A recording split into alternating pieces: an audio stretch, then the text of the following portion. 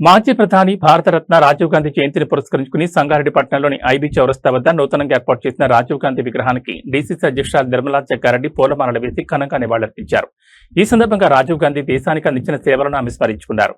దేశాన్ని ఆధునిక సాంకేతిక పరిజ్ఞానంతో ముందుకు తీసుకెళ్లడంలో రాజీవ్ గాంధీ కీలక పాత్ర పోషించారని నిర్మలా జగ్గారెడ్డి పేర్కొన్నారు. యువతకు ప్రాధాన్యమిస్తూ సమాచార సాంకేతిక రంగం అభివృద్ధికి ఆయన వేసిన పునాదులు దేశ ప్రగతికి ఎంతో దోహదపడ్డాయని అన్నారు. దేశంలో టెలికాం, కంప్యూటర్ రంగాల విస్తరణకు రాజీవ్ గాంధీ తీసుకున్న చర్యలు భవిష్యత్ భారత్ నిర్మాణానికి బాటలు వేశాయని తెలిపారు. పంచాయతీరాజ్ వ్యవస్థను బలోపేతం చేయడం, యువతకు ఓటు కల్పించడం వంటి కీలక నిర్ణయాల ద్వారా ప్రజాస్వామ్యాన్ని మరింత బలోపేతం చేసేందుకు రాజీవ్ గాంధీ కృషి చేశారని ఆమె గుర్తు చేశారు. దేశ సమగ్రత, ఐక్యత, అభివృద్ధి కోసం ఆయన చేసిన కృషి నేటి తరానికి స్ఫూర్తిదాయకమని అన్నారు. రాజీవ్ గాంధీ ఆశయాలను, ఆలోచన విధానాలను ముందుకు తీసుకెళ్లడమే ఆయనకు అందించే నిజమైన నివాళి అని నిర్మలా జగ్గారెడ్డి పేర్కొన్నారు. దేశ అభివృద్ధి, ప్రజా సంక్షేమం, యువత భవిష్యత్ కోసం కాంగ్రెస్ పార్టీ నిరంతరం కృషి చేస్తుందని తెలిపారు. ఈ కార్యక్రమంలో టీపీసీసీ ప్రధాన కార్యదర్శి Topaji Anantakishan, municipal chairman Kona Vanitha Santosh, vice chairman Shafi Hafeez, Sangareddy town president Kiran Goud, నాయకులు కోన సంతోష్, కౌన్సిలర్లు గడ్డం రాజు, రమేష్, వంశీ తదితరులు పాల్గొన్నారు. రాజీవ్ గాంధీ గారు చిన్న వయసులోనే ప్రధానమంత్రి అయి దేశం కోసం మరి ఏం చేసిండో ప్రతి ఒక్కరికి తెలుసు. ఆయనే కాదు, ఆ కుటుంబం మొత్తం కూడా నిస్వార్థంగా, స్వార్థం లేకుండా వాళ్ళ ఫ్యామిలీ కానీ వాళ్ళ తరతరాలు కూడా మరి దేశం కోసమే ఇప్పటికి కూడా పాటుపడుతూ దేశ అభివృద్ధి కోసం, దేశ ప్రజల కోసం ఇంకా కూడా కష్టపడుతున్నారు.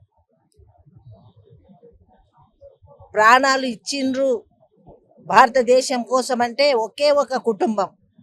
ఎవ్వరు కూడా ఈ విషయంలో మాట్లాడడానికి లేదు. ఎంతమంది ప్రధానమంత్రులు వచ్చినా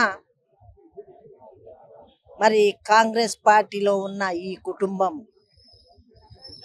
ఎంత గొప్పదో మనందరం కూడా గుర్తించాలి, గుర్తిస్తున్నాం. మరి రాజీవ్ గాంధీ గారు భారతదేశాన్ని భవిష్యత్తును ఉంచింది అంటే ఆయన ఘనతనే అని చెప్పాల్సింది. ఎలక్ట్రానికల్ తేవడం, కంప్యూటర్ సిస్టమ్ తేవడం, ప్రతిదీ కూడా సైన్స్ ప్రకారంగా మనకు అందించింది.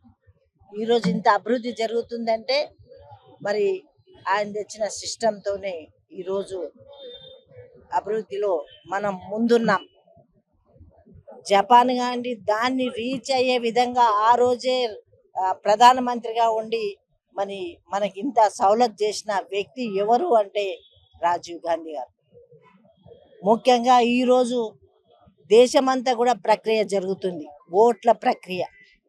దాంట్లో ఆ రోజుని మనం గుర్తించాలి.